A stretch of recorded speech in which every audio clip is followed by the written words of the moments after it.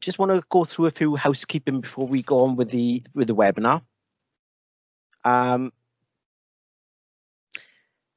Just to help with the feedback and to make sure we don't get any echoes, if you could please make sure your videos and your mics are turned off during when the speakers are speaking. Just want to remind you that the webinar will be recorded and this will be uploaded to the Business Wales export zone, and a link will be circulated after the webinar. If you've got any questions during the webinar, please use the chat function to ask those questions, and we will address those then at the end of the presentations. We will, if any questions you do have aren't answered, we will pick them up in email and get back to you with an answer. Or if the answer needs a more detailed response, we will come back on email. Today's webinar is one of a series of market webinars we've been running now for the last couple of months. The webinars are here to help you to understand the current situation in the markets which you can export to, look at some of the issues and the hurdles. And today's webinar, I'm pleased to say that we've been joined, this is the beauty of the technology we use at the moment, being joined by our colleagues in our offices in India, as well as from our partner organisations, Invest India, ALMT Legal, and as well as having a case study of a company which is already exporting from Wales successfully to India. And we will also be joined later this morning from Alan Gemal, who is our Humanities Trade Commissioner South Asia. Webinars are also taking part as part of a series of events this week to mark Diwali. The events going on will be looking at different relationships between Wales and India, but today is looking at exports, and we have a few special words from our director, Andrew Watkin.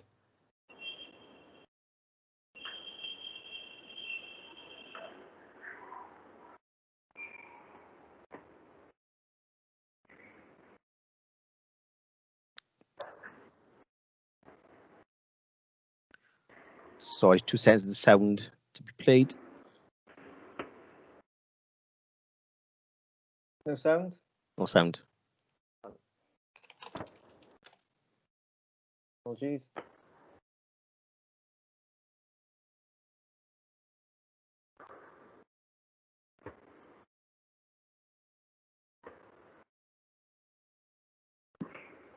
Two seconds. We're just going to restart the presentation.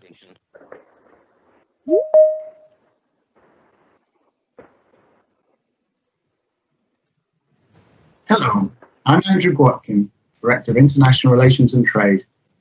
A warm welcome to you all to this focus on India and the export opportunities in this dynamic market.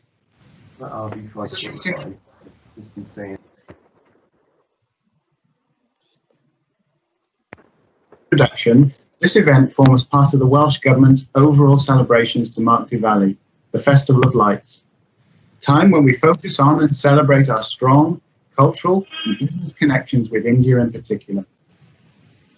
Diwali is celebrated in some way by millions of Buddhists, Hindus, Jains and Sikhs across the world. It is a festival of new beginnings and the triumph of light over darkness. Particularly poignant words today as the world faces huge challenges with the global health pandemic. COVID has had an impact on almost every aspect of our lives, and we know that many businesses will have been adversely affected in some way.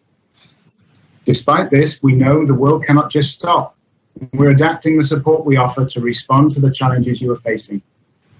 This focus on India is designed to help you understand the market opportunities, how you can navigate the current challenges to exporting your goods and services there. India has been a strong trading partner for Wales for many years.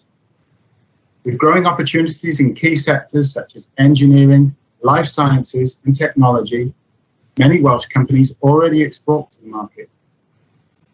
We also have collaborations between Welsh and Indian universities in the fields of low carbon, climate change, biogas, automotive and smart cities, which could present even more commercial opportunities in the future. We want to help you grasp these opportunities, and we have a team of export advisors, a support program, and our Welsh Government India team located in Mumbai, Delhi and Bangalore, all there to help you forge vital links in market. You'll hear more as the session progresses, but for now, the message is we are here to support you, and I hope you find this session useful. Finally, I would like to wish all of our Buddhist, Hindu, Jain and Sikh friends a happy Diwali and wish you success in your export journey.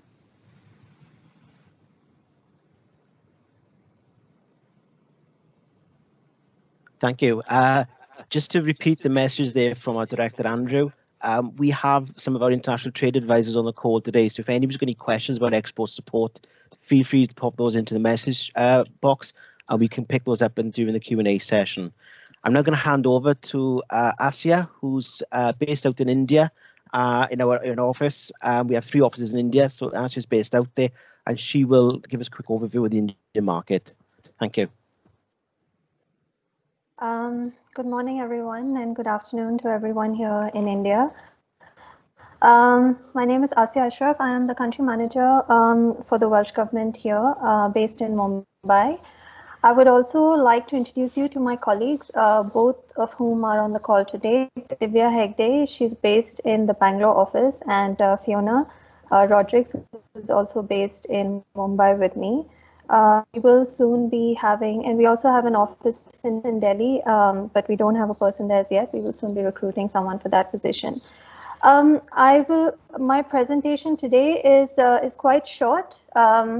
It'll just give you an overview of the export market in India, basically what India imports from around the world, and specifically the UK-India relationship. I've used the UK as a whole because we do a lot of trade with the UK as a country. So moving on. So as most of you know, we have one of the fastest growing economies in the world. This was obviously prior to COVID. And we have, obviously, it's a very large market after China, so it is an increasingly attractive market especially for British exporters. We have a very, very large population of 1.3 billion people. We're the second largest population in the world, with a rising middle class. So this middle class is is very aspirational and is a perfect target market for a lot of products from the UK. According to the World Trade Organization, we are the 10th largest import economy in the world currently. And for the month of August 2020, our trade deficit due to COVID stood at $6.77 billion. So our top Indian imports worldwide are agricultural products. This is according to the Ministry of Commerce and Industry in India, is agricultural products. So things like palm oil, ancillary or agriculture, a lot of animal products. We also import a lot of live animals. As far as we also import a lot of manufacturing sector, nuclear reactors, for example. So we are moving in. So obviously there is a lot of demand for products in the nuclear sector. A lot of machinery and mechanical aircraft products. So for example, Rolls-Royce is very big here in India, so is BAE. So there are British companies of that who have been in India for a very long time and who've been working here in the market for a while. As well as we do import a lot of material for railways and locomotives. So there's a lot of metros being constructed all over the country. So obviously the demand has increased a lot due to that. Most of our petroleum and petroleum products are imported from overseas. We do have a little bit of manufacturing here, but most of it is imported from overseas. We also import a lot of gold and rough diamonds. So as far India is one of the largest markets for importing diamonds, but we also export them. So the rough diamonds imported into India, they're polished and done and then exported again to various markets around the world. And of course, food and drink. So things like cheese, alcohol. There's a lot of Scotch whiskey from Scotland, which is imported to India quite a lot. So these are some of the top Indian imports from around the world that come into the country. And of course, along this is just products, but also we do import a lot of services into India. So as far as the UK India relationship goes, the total trade between the UK and South Asia, so this includes Bangladesh and Sri Lanka as well, because in India, the head of trade is her manager. The trade commissioner also looks after these markets, so that's why I have put this number there. Reached about £30 billion in the last 4 quarters to the end of March, which was an increase of more than 11% on the past year. One of the biggest imports from the UK is business services, and that grew by 23%. So you have companies such as Vodafone, etc., who are big in India. There was also medicinal and pharmaceutical products that grew by 33% as compared to the previous year. And inorganic chemicals grew at a rate of 250% over the previous year, which is an incredible increase over the past year.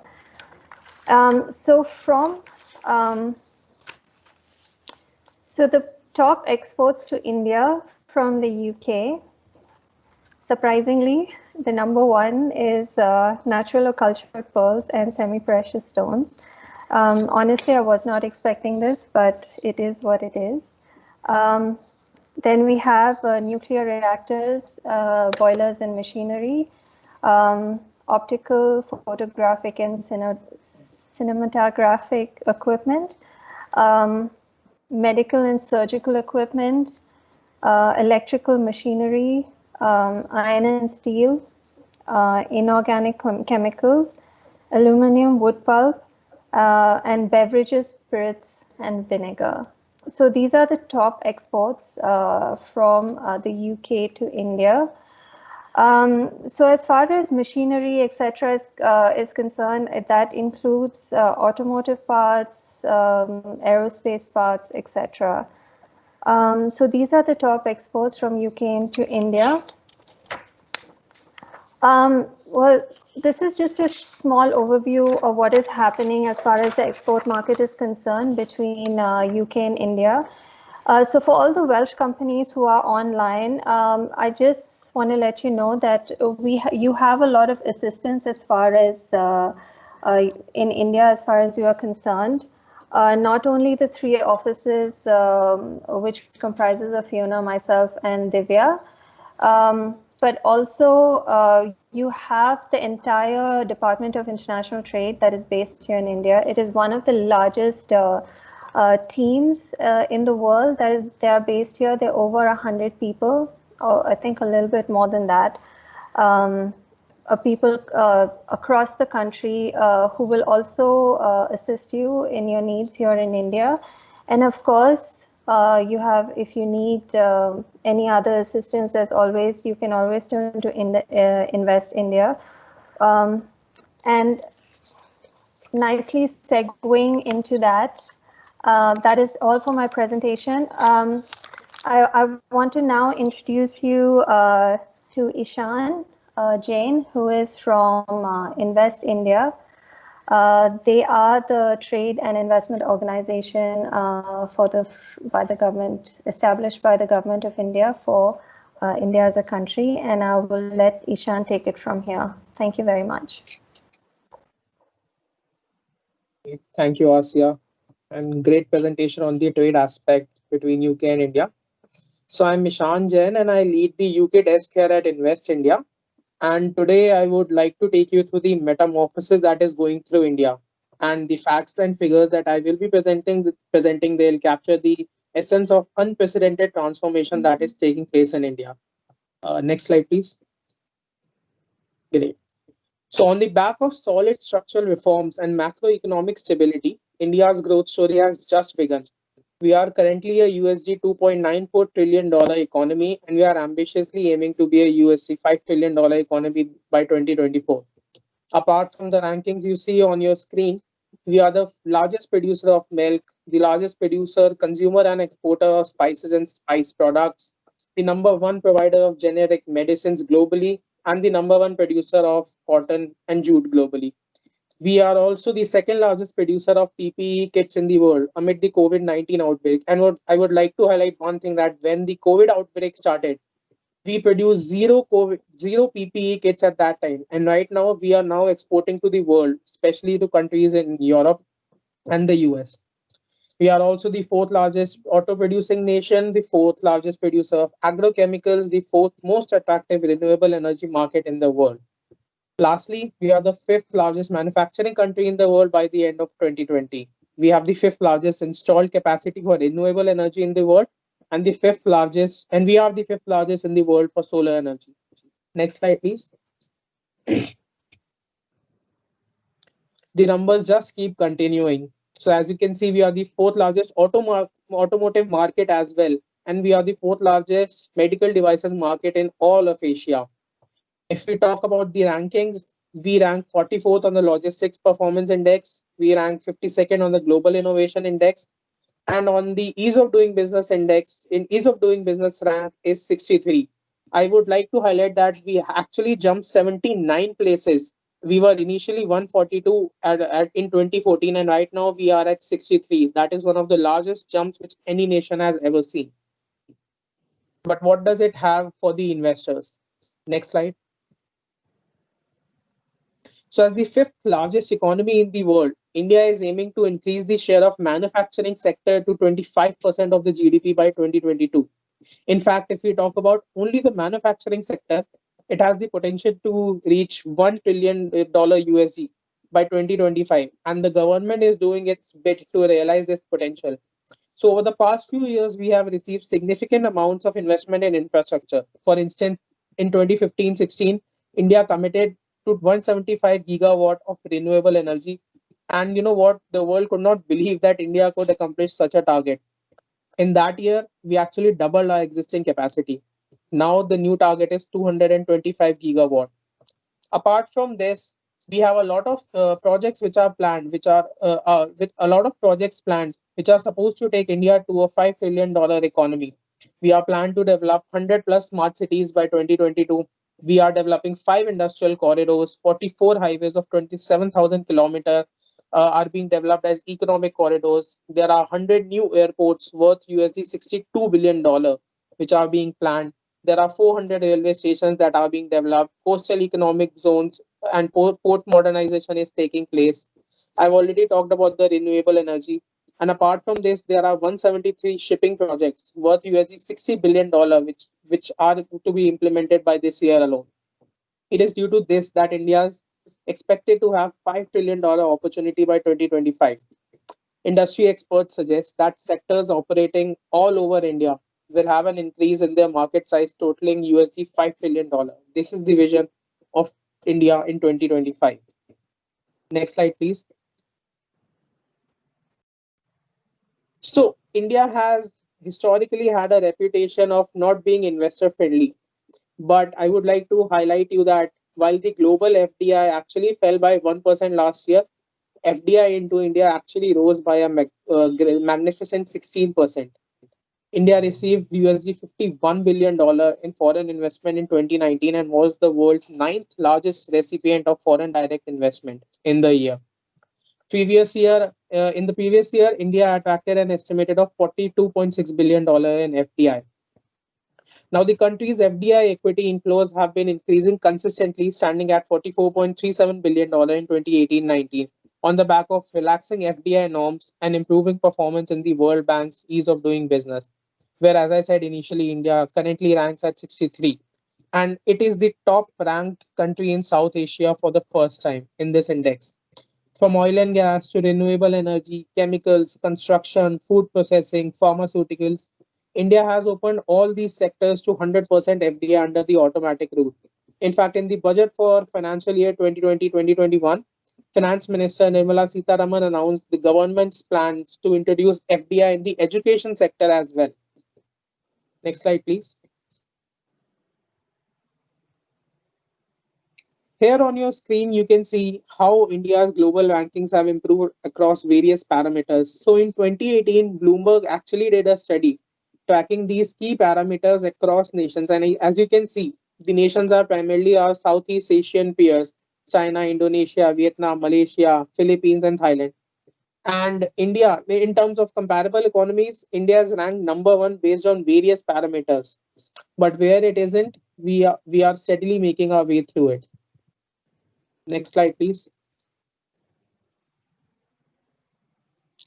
Now, all of you would have known that India's GDP actually suffered a record slump in quarter first of financial year 2021, and it fell at 23.9% as the lockdown took a toll on the already battered economy.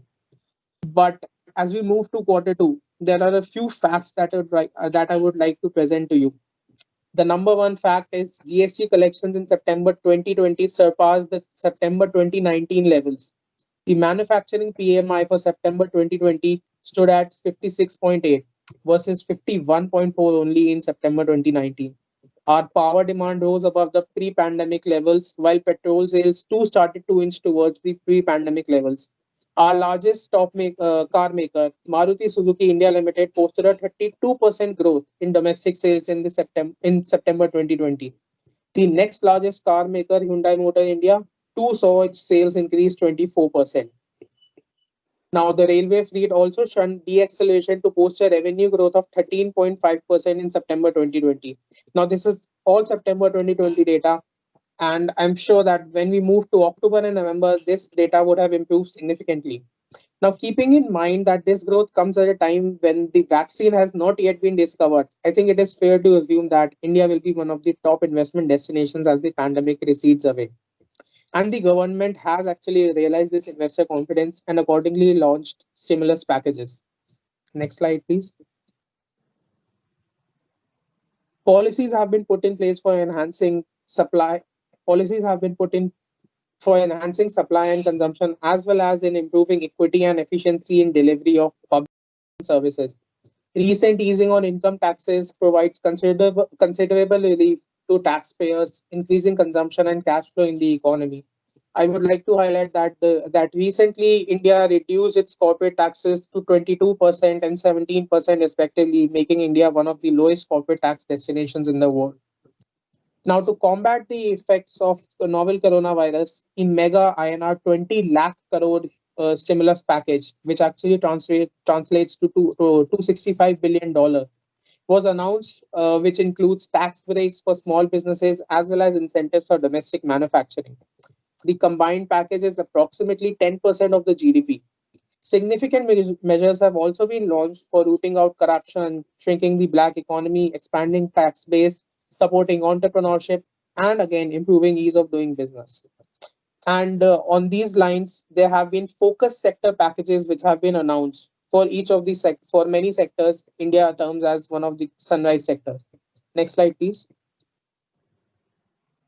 Here you see the different focus sector packages which have been announced. For example, MIGHTY, which is the Ministry of Electronics, has successfully launched 3 new schemes to promote electronics manufacturing in India, with an aim to position India as a global hub for electronics. Under these schemes, incentives of $7 billion will be given to drive new growth. And a second such scheme is in the works, and we are currently looking for companies that would like to apply for this scheme. Pharma and medical devices sectors have again launched their own PLI schemes, and many other sectors are lined up for the same.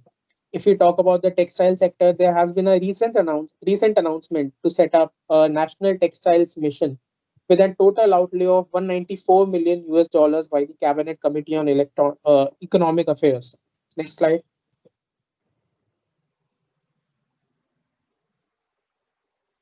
These are the three other sectors in which such focus sector packages have been announced. In the agriculture sector, there are three new bills which have been put into motion by the Rajya Sabha.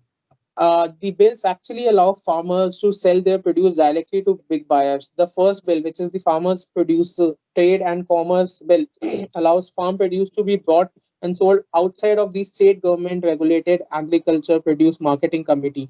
So initially what used to happen was that if you are a farmer, you can only sell in the state government designated mandis, which actually put a bar on the price on which you can sell. Now such a bar has been removed.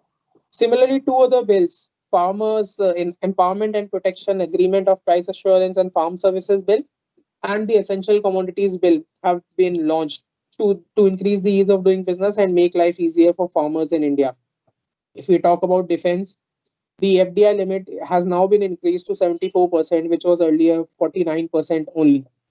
In the mining sector, the government has recently allowed commercial mining of coal, and it has in fact decided to spend 50,000 crore, which is actually 6.7 billion dollar, to enhance the infrastructure of the sector. Apart from this, there's an auction of 50 coal blocks that was announced, and in fact the bidding is right now taking place. The number of these coal blocks has now been reduced to 38. Lastly, in the mining sector, the government has launched the scheme of joint auction of bauxite and coal mines. Next slide, please. Great. In India, in 2019, India emerged as the second largest source of FDI inflow into the UK and marked the largest yearly investments by Indian investors in the UK. With 52 projects, the UK was ahead of both the US and the UAE as the winning investment destination. The number of Indian companies choosing to invest and expand in London reached an all-time high with 32 investment projects. Indian companies were also the third largest creator of jobs, employing more than 111,000 people. In fact, in 2020, these 850 companies collectively paid over 462 million pounds in corporation tax. Employment generation by Indian companies in the UK has also been rising and is impressive. The Tata Group is actually the largest employer in the UK, with operations in over 40 locations. In 2020, they employed over 70,000 employees, up from 68,466 in 2019. Next slide, please. Talking about how UK has contributed towards India, I would like to say that the UK is the second largest European investor in India. In financial year 2019-2020, FDI flow from UK touched 1.2. Over 400 British companies in India directly employ around 450,000 Indian workers. Just in the last 2 years, these companies have created 50,000 jobs between 2000 and 2008. 50,000 jobs. And between 2000 and 2018, they have indirectly employed close to 800,000 people. Next slide, please. Again, UK is the sixth largest investor in India, contributing 5.9% of the total equity inflow into India, at a combined investment of USD $28.39 billion between April and June 2020. The top target sectors for British FDI in India include chemicals, drugs and pharmaceuticals, services sector, food processing industries, and petroleum and natural gas. A survey conducted by Grant Thornton and the Confederation of British Industry found that 56% of total UK-based companies in India are engaged in the services sector. 36% are in the manufacturing sector, while approximately 7% are involved in trading. Next slide, please. Here you can see key British companies in India, and as you can see, almost all the top names are here present in India. Due to paucity of space, I could not include all of them. Next slide, please. I would now take you through the opportunities for a few sectors for British investment in India. Next slide. The first sector is automotive sector. Now, India is an automotive giant. We are the fourth largest vehicle market in the world, as I initially said. We are supposed to be the third largest by 2026. In fact, by 2026, we are planning to spend $300 billion there are supposed to be 611 million vehicles on the nation's road by 2050. In terms of manufacturing, we are the fifth largest producer of automobiles after China, EU, Japan, and US. With the top producer of two-wheelers and three-wheelers, second largest producer of buses, and the fourth largest producers of four-wheelers. Now, what is going to drive this demand in the automotive sector in India? One, the vehicle penetration, which is expected to grow from the current 20 vehicles per 1,000 people to 72 per 1,000 people by 2025. Second, we are the youngest nation by 2025. We are supposed to be the youngest nation by 2025 with an average age of 25 years, which actually translates to greater spending by the people. Third, our per capita income stands at US dollars 2,199 only. And this is projected to grow over 3,000 by 2024 by the IMF. Fourth, we have enhanced the credit availability. In fact, car loans have grown at a CAGR of 13% between FY14 and FY19. Going a bit deeper, in FY19, car loans made up approximately 9% of the total retail loans at INR 2 lakh crores. There's availability of cost-effective labor. There is government support in terms of 100% FDI under the automatic route. And again, there's the expanding R&D hub in India, which are the additional factors that will support this demand. Next slide, please.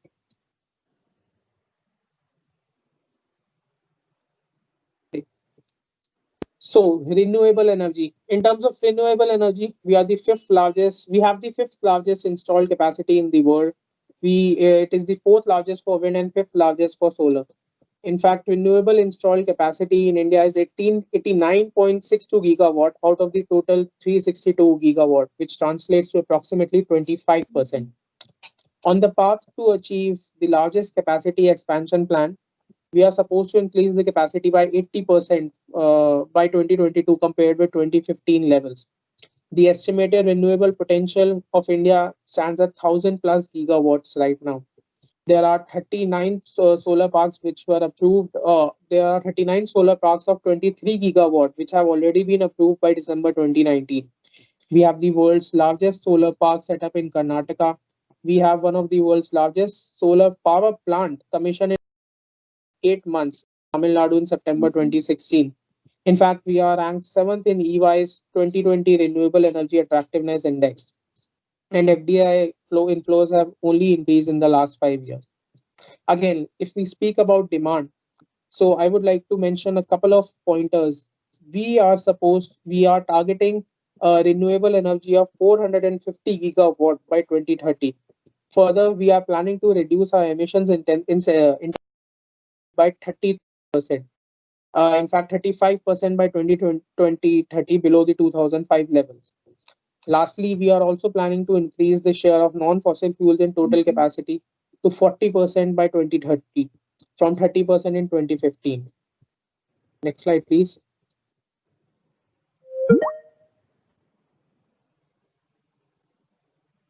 In terms of government support for renewable energy, there is 100% FDI allowed under the automatic route.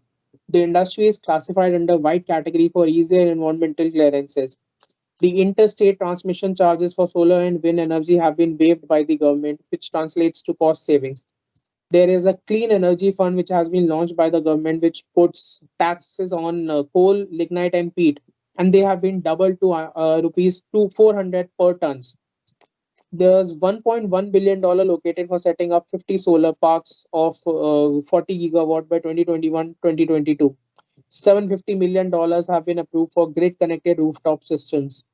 There is a potential of 300 gigawatt floating solar PV potential. There is wind solar hybrid. In the national policy launched in May 2018, in the wind solar hybrid sector, there are 2 gigawatt tenders to be released. For offshore wind farming, there's an untapped potential of 7,600 kilometers of coastline. There's an offshore wind policy also, which was launched in 2016. Lastly, talking about the taxation, more and more of renewable energy components are being taxed at 5% compared with the 12 to 18% slab for most of the products. Moving on to the next sector, it is healthcare. Next slide, please. Now, the healthcare industry is expected to reach $372 billion by 2022. and India is the fourth largest medical devices market in Asia. Telemedicine is growing at a CAGR of 20% and is expected to reach a value of $32 million by 2020. Digital health is bringing healthcare within reach of 70% of our population residing in rural and remote areas. Major hospitals such as Apollo, AIIMS, and Narayana Hrudayalaya have adopted telemedicine services and have entered several public-private partnerships. In terms of medical tourism, Indian medical tourism market is growing at 18% YOY. It is expected to reach $9 billion by 2020 and generate 40 million jobs by the same year. Further, the presence of world-class hospitals and skilled medical professionals has strengthened India's position as a preferred destination for medical tourism. In terms of hospitals and diagnostic centers, the industry is expected to have a CAGR of 16 to 17%, reaching $132 billion by 2022. In terms of medical insurance, the gross direct premium income underwritten by health insurance grew approximately 17% year on year to US $7.39 billion in the current year. Now, what is going to drive this demand in the healthcare industry? It's an aging population where life expectancy is supposed to cross 70 years by 2022. There's preferences, growing health awareness, changing attitude towards preventive healthcare, and increasing lifestyle diseases. There is increasing affordability of healthcare services for the population, which is likely to increase demand. Further, talking about increasing disposable income, 8% of Indians will earn more than $12,000 per annum by 2026. In growing population, I don't think I need to touch upon that thing. You guys already know we are supposed to become the top population in the next 5 years. Lastly, medical tourism actually contributes over $2 billion to the healthcare market in India, and this is supposed to lead to increased demand for healthcare and medical devices from the rise in medical tourism. Next slide.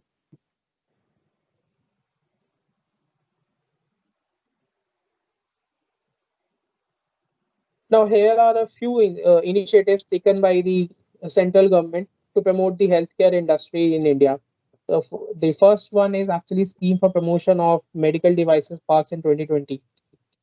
In this, financing common infrastructure facilities and 4 medical devices parks is being undertaken with financial implications of 400 crore rupees. The scheme actually aims to promote medical devices parks in the country in partnership with the states. Talking about the PLI scheme, it is there to promote domestic manufacturing of medical devices with financial implications of over 3,400 crores. Incentives at 5% of incremental sales over the base year 2019-2020 will be provided on the segments of medical devices identified.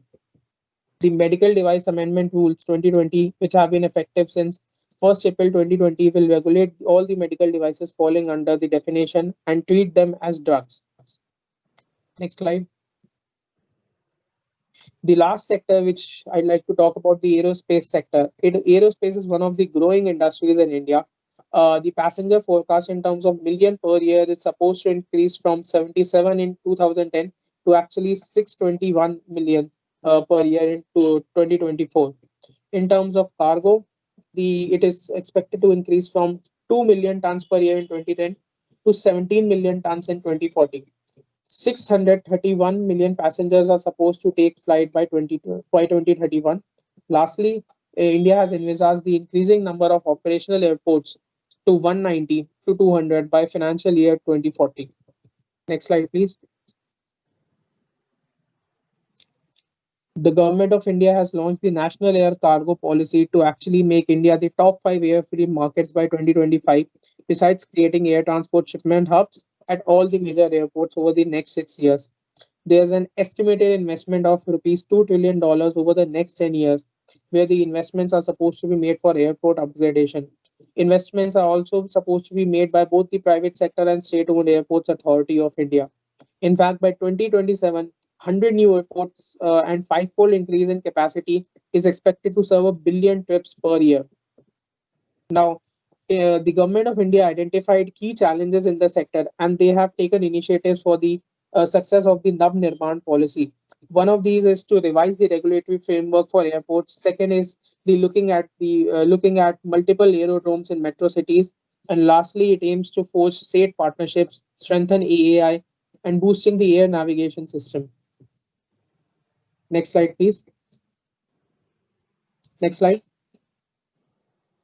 Last, though, so in the penultimate slide, I would like to tell you about Invest India. We are the National Investment Promotion and Facilitation Agency of the Government of India. Our mandate is to handhold investors, both foreign as well as domestic, in their investment journey through India. We support investors across the whole investment life cycle. That means right from the pre-investment phase to actually the post-investment phase. Our services include different things such as providing market research, customized reports to you, providing policy advocacy, doing issue resolution, doing land assessment services, and doing site visits. And actually, our main aim is to help the investor in a smooth journey towards India. We are a completely pro bono entity. That means we do not charge anything for our services. We are completely funded by the Government of India. And within Invest India, we have a UK desk specifically dedicated to the team members, to the British companies. Last slide, please. Here is actually the team for you. So if any one of the companies want to actually enter India and invest in the market, please feel free to reach out to us. The email ID is given on the screen. We'll be happy to facilitate your entry into India. Thank you. Thank you, Ishan. That was really informative and very clear. There's a lot of opportunities in India for Welsh companies. We're going to go straight into our next presentation, which is from our colleagues in ALMT Legal and Rajat, please, if you could turn your camera on.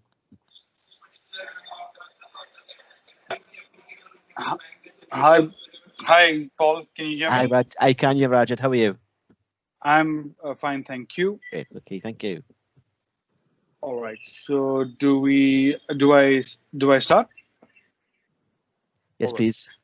Okay. Thanks so much to the Invest Wales delegation, and I think Ishan has set the topic for me fairly well. While he's spoken about the various opportunities that are there in India and the huge potential for growth, I thought I'd take a little bit of time to just talk about the India entry strategies, or how anyone based out of the UK can set up in India. Next slide, please. So just a brief introduction, and I thought this was critical. We actually set up, my firm ALMT Legal actually set up in London. This is way back in 1999. And we set up as an India office in London, and subsequently opened up offices in Mumbai, in Bangalore, and in Delhi as well. Next slide, please. You could just skip a couple of slides. This is just about us. Yeah, the next slide. I think we have a paucity of time, so I just thought I'll get right into the meat of the subject. Sorry, next slide, please. All right. Okay. So our India entry strategies can be broadly branched out into three heads. One is contractual arrangements. The second is unincorporated entities, and the third is investments, where companies actually set up and invest capital into the in an entity in India.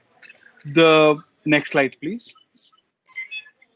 So contractual arrangements are fairly easy and probably the most straightforward way of doing business in India.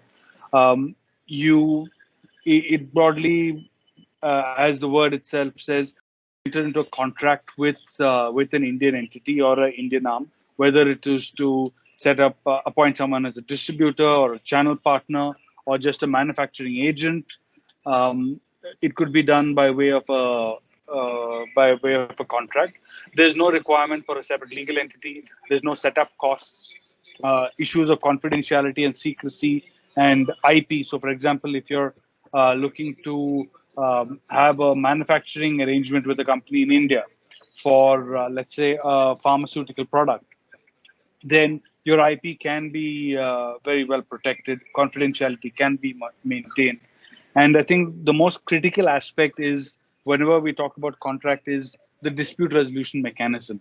So India does recognize international arbitration, where we also recognize the choice of law of parties. So you could have a contract where the governing law is English law.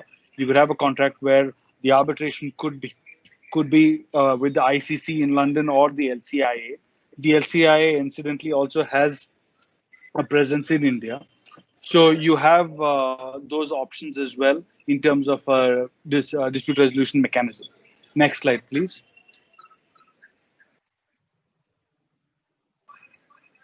Yes. Okay. So the other options of entering business or entering India through unincorporated entities, you have a liaison office, you have a project office, and you've got a branch office. Now, these are just offshoots of the parent entity that you would have in the UK or in Wales. And these have, under law, they've got very, very specific and limited scope in terms of what you can do. So you can, for example, in a liaison office, you can only represent the parent. You can promote exports. You cannot undertake exports, but you can promote. You can promote technical and financial collaborations. You act as a communication channel between the parent and the Indian company. And in the event that you want to carry on any other activity, then we need the permission of the Reserve Bank of India or the central bank. Next slide, please. Similar to a liaison office, probably slightly broader in its scope, is the branch office, where you can actually render professional or consultancy services. You continue to represent the parent company. You can render technical support for the products that you manufacture. So in the event that you are taking the example again of the pharmaceutical product, if you have a manufacturing arrangement here in India, then you could always set up a branch to have your team be stationed in India and provide technical support, so that you can be sure that your technical know-how is not being disseminated, wantonly. So the branch office could also be used to set up a shipping or a foreign airline. You can carry on export and import of goods. There's some registration that you need to undertake, but it is possible at the branch office. Next slide, please. A project office, as the name suggests, is something that's very specific for a particular project. So in the event that an entity has been awarded a contract or has secured a contract from an Indian company, they can set up a project office for that very specific purpose.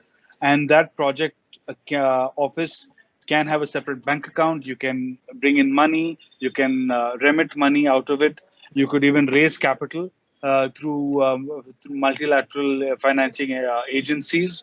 And you could even raise capital or debt from Indian authorities or Indian financial institutions. Next slide, please. Yes. Now, this is the crux of what everyone or most companies look to, is the manner in which you can invest into India. Now, investment into India is primarily under the automatic route, unless you're dealing in sectors which are sensitive in nature, such as defense, atomic energy, press and media, information broadcasting. So save and except for these on all other aspects, whether you're doing manufacturing, healthcare, telecommunications, IT, any of these aspects do come under what's called as the automatic route, which is you do not have to go to the approval. You do not need to go to the government or the Reserve Bank of India for prior approval. You could remit money and invest and set up a company, and it can be 100% owned by a foreign entity. The only one requirement is that in India, you require a minimum of 2 shareholders, but both those shareholders could be entities outside of India, or you could even have something called beneficial shareholding. So the foreign investment into India is governed by the Foreign Exchange Management Act and a set of regulations that are issued thereunder called the Non-Debt Instruments Rules. Next slide, please. So the manner in which you could set up in India, you can establish a company of your own. Setting up a company would take, since you're a foreign entity and keeping in mind the documentation that you would need to get notarized or apostilled, we would recommend that you set aside a time period of about 2 to 3 weeks to set up a company. The minimum capital is we don't have, the law does not prescribe minimum capital, but typically you have a minimum capital of about 1 lakh, or that's about £1,000. So the ease in which you can set up a company is extremely comfortable. Everything is online and can be done by anyone sitting across the world. Next slide, please. You could also invest and enter into India by way of an acquisition of an existing company or doing a joint venture. You could acquire shares of a company, and there are certain. The only thing that you need to keep in mind is, while this is under the automatic route, you would need. There are certain pricing restrictions that are there.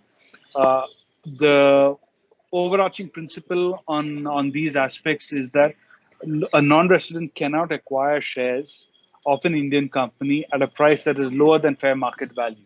So you would require a fair market valuation to be done by a merchant banker or a CPA, and the price at which a foreign entity can acquire those shares has to be either at that value or higher and not lower. There are certain, I will also go into certain recent amendments that have happened in the regulations, which is, on account of the rising tensions that are there on our border that we have with China and some of our neighboring countries. There has been a change in our in the foreign direct investment policy to state that any investment coming from a country that has that shares a land border with India is permitted, however, it is subject to approval of the government. So there would be a small, approval process. Typically, we see approvals granted within a period of about 6 to 8 weeks, and you would have to put forth the proposal and the project in which you expect to invest in, and it's unless there is something really untoward, it's unlikely that the government would deny any investment that happens into an Indian company. There have been a few clarifications sought on this policy in terms of whether Hong Kong as a region is impacted by this regulation, as well as Taiwan, because it's considered to be territory of the PRC. But we are expecting clarifications from the government on that pretty short. So in a nutshell, doing business in India is extremely easy. It's straightforward. Even in terms of exit from a venture in India, like I said, contractually or even your joint venture agreement can be governed by a number of, you can have various restrictions and exit provisions, which are internationally accepted, and you could always enforce them by way of dispute resolution mechanisms. And on this one point, I'd also like to add that UK is a reciprocal country in terms of enforcement of awards. So in the event that there's an award that is passed in the UK, the same can be enforced in India as if it is an order passed by a civil court in India. So I do understand that there is a paucity of time, which is why I've had to rush through this. But if there are any questions or doubts that you have, you could please reach out to us, and we'd be happy to answer those questions and advise and assist you in any way that we can. That's about it. Next slide. Yeah, that's it.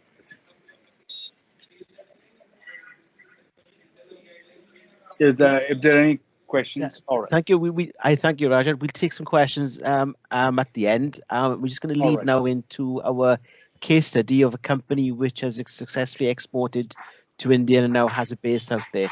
Can I ask Shiv to turn his camera and? Can you see me? I think so. Yeah. Can you see me? Not yet. No, sorry. Yep, we can. Okay. Hi. Shall I just give a little bit of an intro? So we're going to do a bit of a question and answer session, so that everybody gets an idea about Shiv's company. Hi, Shiv. This is Asya. Hello, everybody. So before we start, Shiv, could you introduce yourself and your business here in India, please? My name is Shiv. I'm a scientist by training. I have a PhD in immunology from All India Institute of Medical Sciences, New Delhi. And then subsequent to that, I was in School of Medicine, Cardiff University, where I worked for nearly 7 years. And then moved back to Singapore, and then moved to India to set up this company. So that's briefly. We are, in terms of company, we are a biotech company focused on allergy and immunology. We provide sales and services in these areas. Our products are imported from UK, Cardiff, from a UK company in Cardiff, and we also have a services lab here, which is a scientific lab. So that's briefly about what we are here. So when did you start doing business in India, and what has been your experience of entering the Indian market? Okay, so we set up the company in 2015, middle of 2015, and then we became operational in Jan 2016. So that's nearly, 4.5 years, I would say, 4 years around. So, we are currently housed in an incubator center in Bangalore, which is called the Bangalore Bioinnovation Center, which provides a lot of infrastructural support in terms of scientific equipment and regulatory approvals for operational purposes. So this really, acted as a soft landing for us in India. And then setting up a company was a slightly long-drawn process, as there was not a single window clearance at that time. For example, we need to approach each and every agency individually and get approvals for that. And we took a local consultant help for that purpose, and he made it sure that we navigate these things smoothly. So, however, in the last couple of years, I think this has significantly changed, and now it is possible to get a single window clearance for most of the operational requirement. I think that's a big step forward. I think this is what ALMT also was highlighting, that things are changing dramatically here. And the Indian market, is slightly different from a Western market. I would say customers are very price conscious, and it takes a while to build a relationship, which is key to get business. And then they also prefer face-to-face meeting as compared to over a phone or an email chat and so on. And also, Indian customer seems to be very open to have a business discussion even outside your business hours. So one should be expecting business calls even outside 9 to 5. So, but in a way, it is all helpful for us. So, and I would say that it gives a lot of flexibility as a company also for us to reach out to them out of office hours also. So that's overall my experience so far. Okay, that's good. So I understand in the last 2 years, your company has achieved a big growth in India. Although the allergen market in India is still at a nascent stage, how did you overcome the obstacles to achieve growth in the Indian market? Yes, allergy is a very nascent market at this stage. Even at this stage, it's a nascent market, but we are very much aware of that. But we also saw other opportunities in India, particularly in the areas of immunology, vaccine, viral research, and so on. So combined together, and because the company as a company, we had a lot of this experience and expertise. So those all opportunities came in. So our focus is both product sales by import, and also we provide a lot of cutting-edge services to the companies here, which is mainly in FMCG, viral vaccine manufacturing, and then other in broad general immunology. So that all helped us to grow quite significantly year after year in the last 4 years.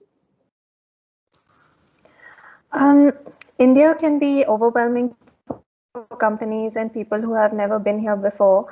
So as an Indian who's studied and lived in Wales and in India, is there similarities between the two countries in terms of business, culture, people, all of that?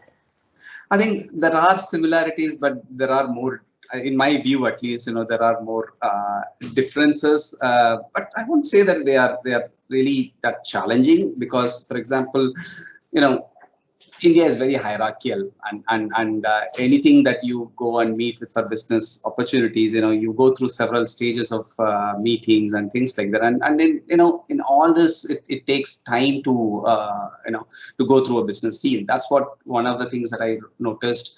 The other thing is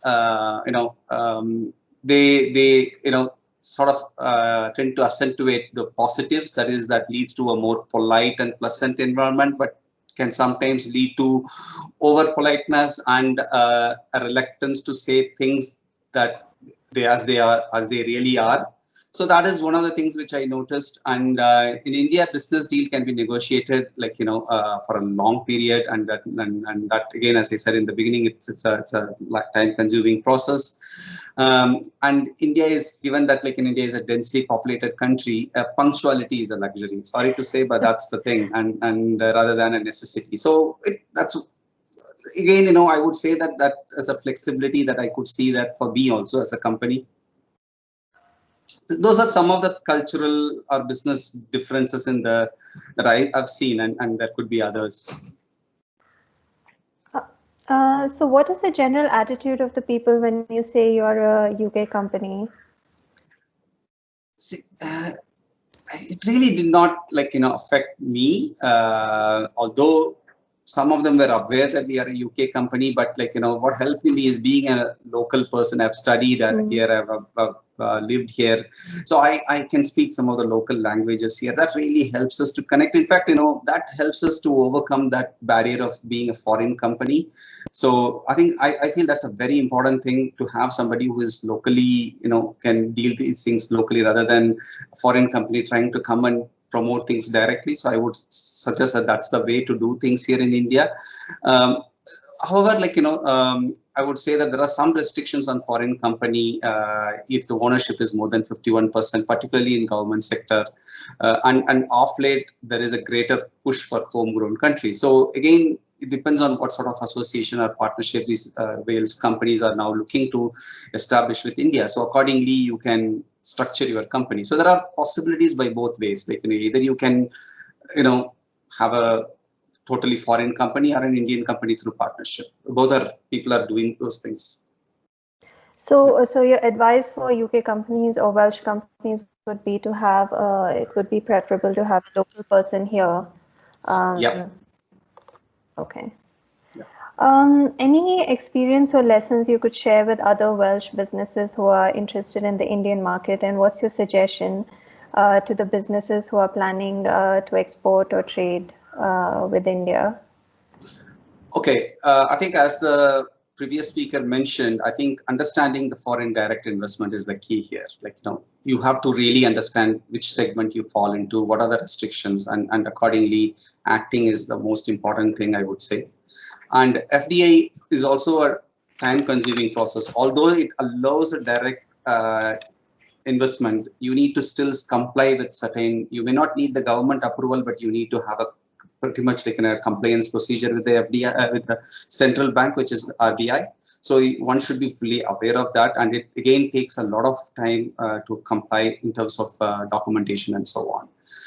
Importing is a little cumbersome process because there is a lot of paperwork, and also it attracts duty on any import around 30%. So best is the way we have gone is, after exploring various things, we have hired a customs clearing agent who takes care of all the import process and all the regulatory compliance.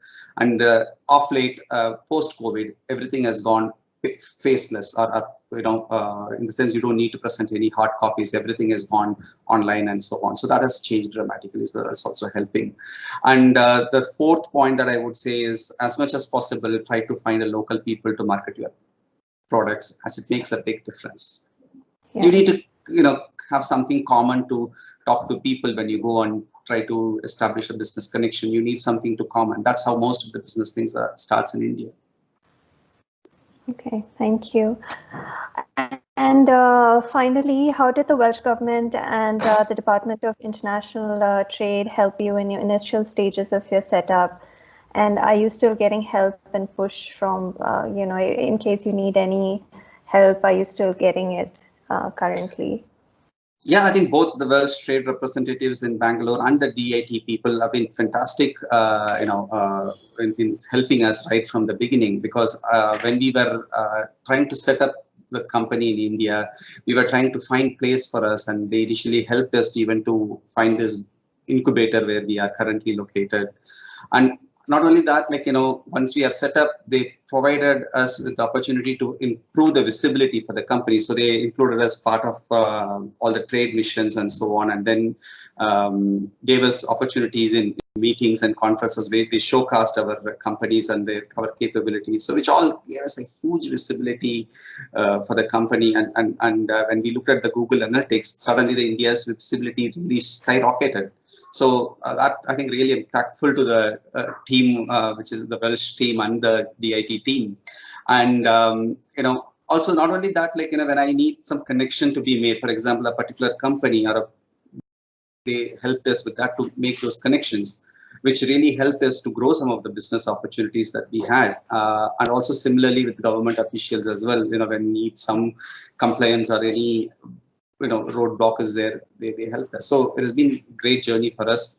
And even today, I think I've been working closely with the Welsh trade representatives and the Department of International Trade people. And every time I have something, I really reach out to them, and they do their best to help us. Thank you, Shiv. That's really heartening to hear. I wish you all the very best for the future. And I think that's all the questions that we have. We're running a little bit over time as well. But thank you very much for taking part and talking to us about your experience here in India. And I hope more Welsh companies follow your lead and do some work here in India. Thank you very much. Thank you. And thanks for the opportunity, and happy Diwali to everybody. Oh, yeah, happy Diwali to you. Thank you, Shiv. Happy Diwali to you too, and thank you for presenting today. It's very informative, and hopefully will encourage other Welsh companies to look at the Indian market. I'm really pleased to say that Alan Gemal has now joined us. Alan's the Master's Trade Commissioner for South Asia. Alan, if I could ask you to turn your camera on, please, and if you'd like to say a few words about the relationship between India and the UK. Sure, thank you very much, Paul, and it's a delight to be here today, particularly to continue this strong partnership that you have been developing between Wales and India, but also the partnership that we have between the Department for International Trade and the Welsh Government here in Mumbai and in Bangalore. It was particularly good to hear the end of Shiv's remarks and how that our collaboration and partnership is working well for businesses. You all have an absolutely brilliant team, Wales team here in Mumbai, who are, I've seen them in action, providing tremendous support for Welsh exporters and helping attract investors to Wales. And I hope people on the call will be ready to draw on that team, but also those of you on the call who are interested in coming into this market, please feel able to draw on the Department for International Trade resource. We have teams across India and South Asia ready to work with exporters. You've heard about from Shiv, but we're working across all sectors of the economy to provide you support to enter the market here and work closely, as you would expect, with colleagues from the Welsh Government, and we're very keen to be a resource for all of you. I hope that you've had a chance. I think there may be some of my colleagues on the line, but if not, I hope that you'll take an opportunity to follow up with me or others and ask any questions that you have. I thought I'd talk a little bit about the UK-India relationship and then a bit about the opportunities that we've seen for companies in Wales. So I hope you've heard the UK-India partnership is already strong. In 2019, trade between both countries was about £24 billion, up almost 10% in 1 year. We also have a robust investment relationship with British and Indian investments, supporting over 500,000 jobs in each other's economies. The UK has been the fastest growing G20 investor in India over the last 10 years, sorry, the second fastest growing G20 investor in India over the last 10 years, driving investment over £21.48 billion. And UK-India joint research will be worth about £400 million next year. We would say overall this is an unbeatable combination, and its benefits are really clear: new jobs, economic growth, and new avenues to create and innovate. And I hope you've heard some of that. I've got a sense of some of that in the presentations that you've had today. Looking at the broader business climate, the UK-India Business Council released their most recent Doing Business in India report last week with the DIT Investment Minister Lord Grimstone, and that report shows that UK businesses believe India's business environment is improving, and they see an opportunity for greater UK-India collaboration, notwithstanding Brexit, COVID, and the global economic slowdown. The report also talked a bit about India's Atmanirbhar Bharat mission, that's its self-reliant India mission, and the report and the survey of UK companies saw that self-reliant India mission as an opportunity for UK businesses to do more business here in India, leveraging UK innovation, tech and IP with manufacturing capability and capacity here, and we're certainly seeing that in many of the JVs and deals that we've had here over the last few years. That report was a survey of 106 UK-based organisations operating in India, spanning manufacturing, services and HE. 66% of the surveyed businesses said that they believe it is getting easier to do business in India thanks to progressive reforms and improvements in components of India's business environment, such as the availability of support and service providers, skilled labour and in the supply chain more broadly. That's in the UK-India Business Council, and if you are thinking of coming to India as a first time, I'd really recommend you get in touch with UK IBC too to use their resources and their network. I thought I'd touch a little bit about some of the political activity that's been going on. So the UK Chancellor had the 10th Economic and Financial Dialogue with his opposite number, the Indian Finance Minister, at the end of October. I know that higher education is an important sector, and education in general for Wales, so some might be interested to know there was an £8 million announcement for joint research at that to understand and address the factors leading to the severity of coronavirus in South Asian populations in the UK and in populations in India.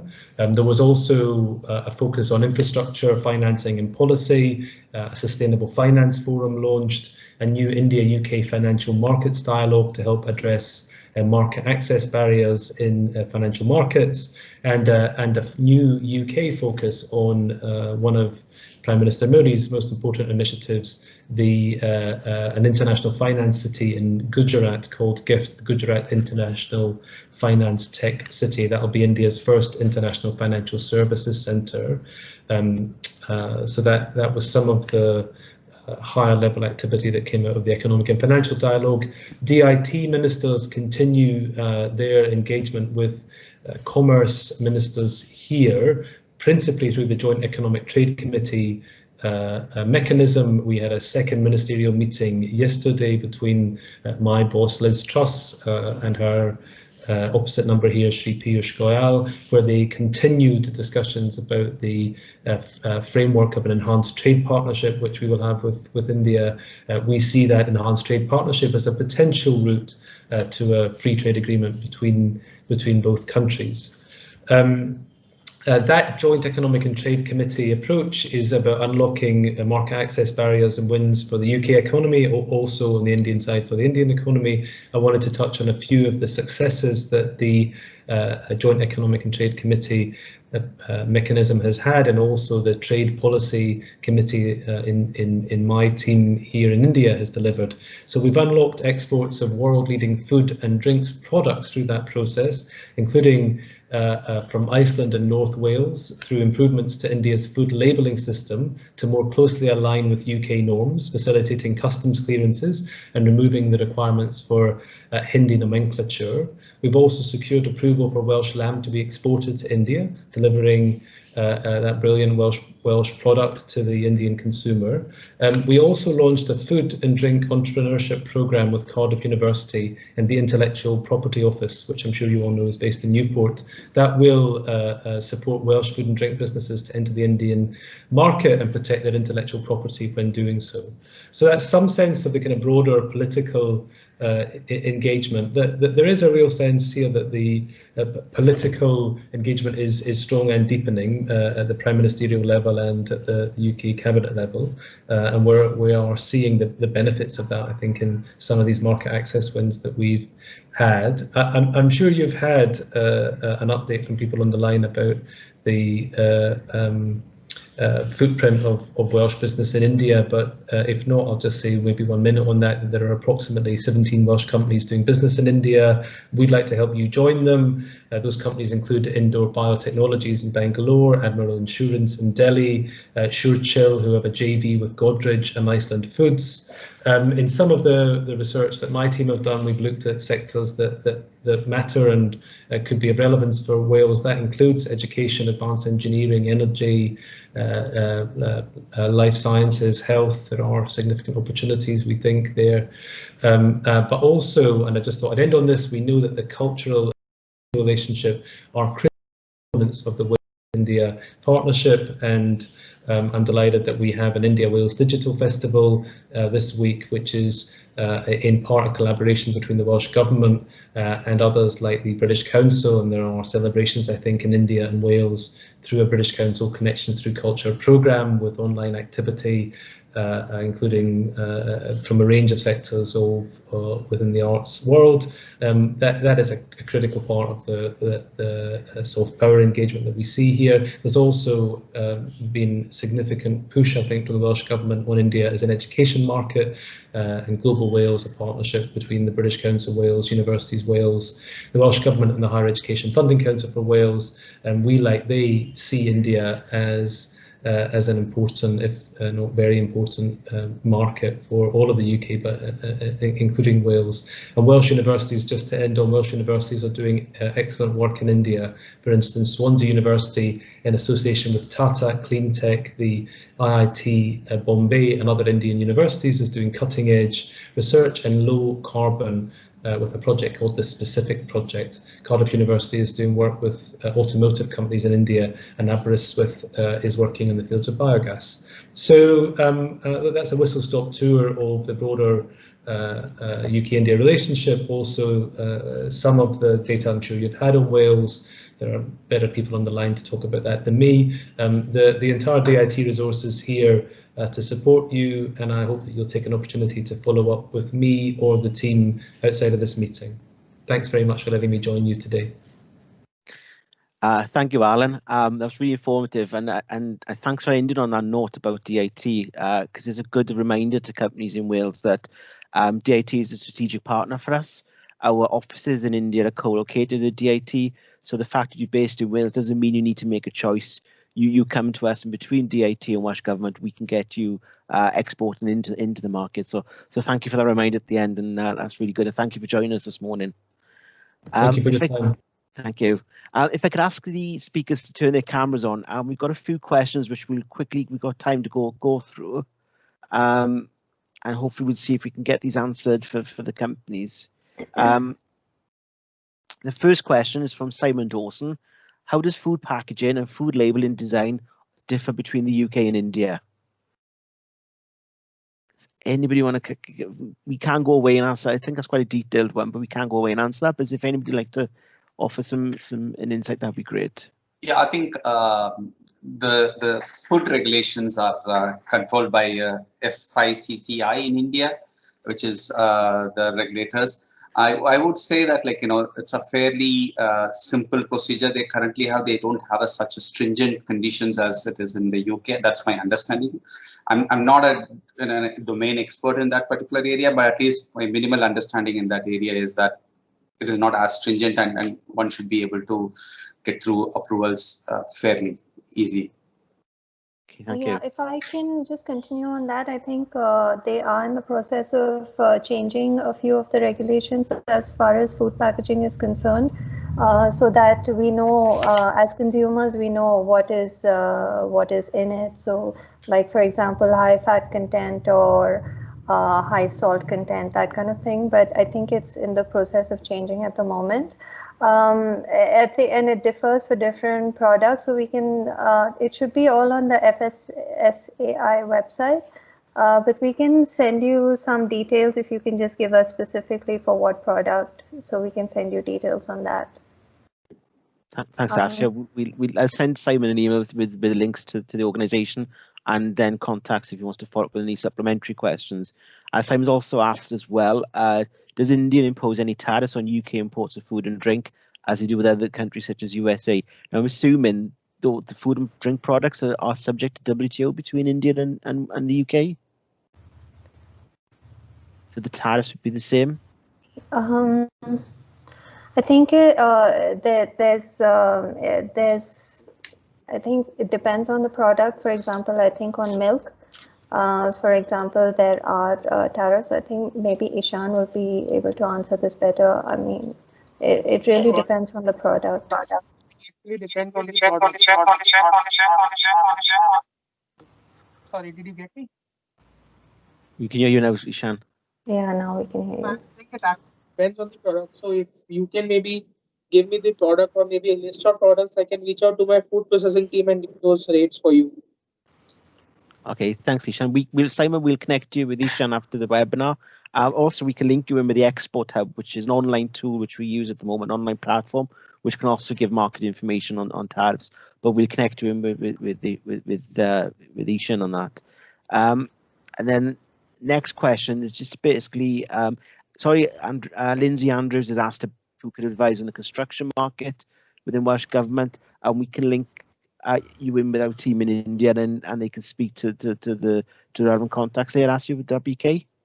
Yeah, I mean, we can also put you in touch with the DIT sector lead, who's based in Delhi for infrastructure. Okay, thank you. That's all the questions in the box, in the inbox. Is there anybody else would like to ask a question to our speakers this morning?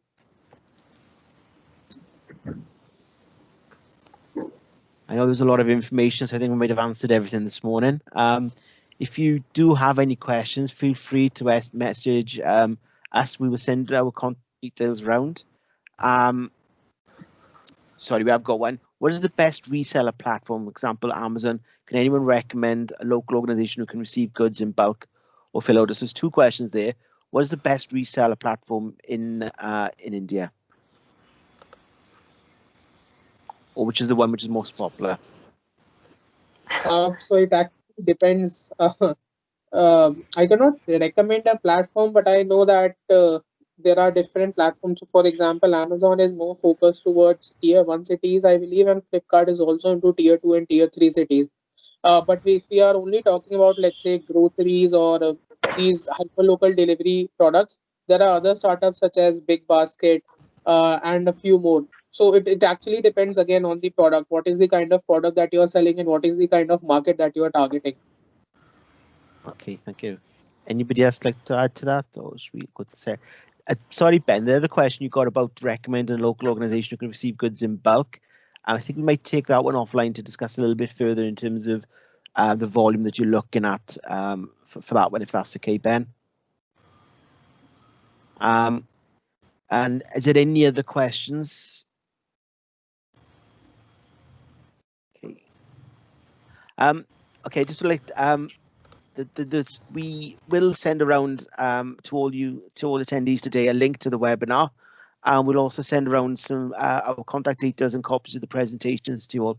So I'd like to thank you all for joining us this morning, and a big thank you to our friends out in India for joining us and giving the information. Hopefully, when COVID's finished and gone, we will be bringing a delegation out to India.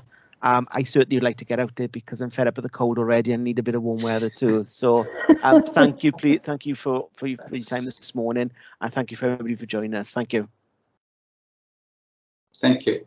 Thank you.